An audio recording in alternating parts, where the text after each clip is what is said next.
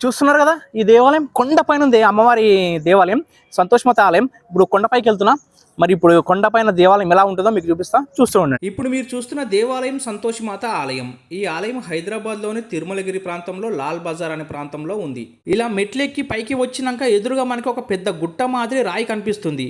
ఆ పెద్ద రాయికి ఆంజనేయ స్వామి ఫోటో పెట్టి దాని కింద దీపం వెలిగించడం జరిగింది. ప్రతిరోజు ఈ ఆంజనేయ స్వామికి దీపంతో పాటు ఆరతిని ఇస్తారట. మనం అట్లా మెట్ల నుంచి నడుచుకుంటూ వచ్చినాక టెంపుల్ పైకి వెళ్ళాలంటే మళ్ళీ మెట్లు ఎక్కాలి. ఈ కొండ మీదకి ఎక్కాలి. ఇప్పుడు కొండ మీద ఎక్కుతున్నా. మరి ఈ కొండ ఎక్కి మీకు ఈ దేవాలయం ఎలా ఉంటుందో మీకు చూపిస్తా, చూస్తూ ఉండండి.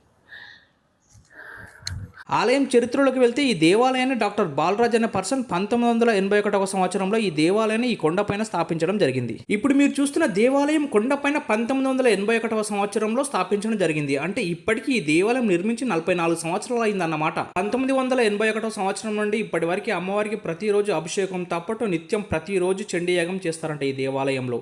సంతోషిమాత చరిత్ర గురించి చెప్పాలంటే సంతోషిమాత గణేశునికి కుమార్తెగా చెప్పడం జరిగింది.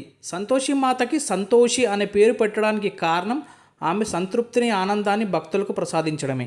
సంతోషి మాతను ముఖ్యంగా ఉత్తర భారతదేశం అలాగే నేపాల్ మహిళలు ఎక్కువగా పూజిస్తారు. ఆమె దుర్గాదేవి అవతారం అని భక్తుల విశ్వాసం. హిందూ సనాతన ధర్మంలో సంతోషి మాత పూజకు విశిష్ట స్థానం ఉంది. ఒకటి, ఈ దేవాలయానికి వచ్చే భక్తులు ప్రశాంతంగా వచ్చి పూజలు చేసుకోవడం.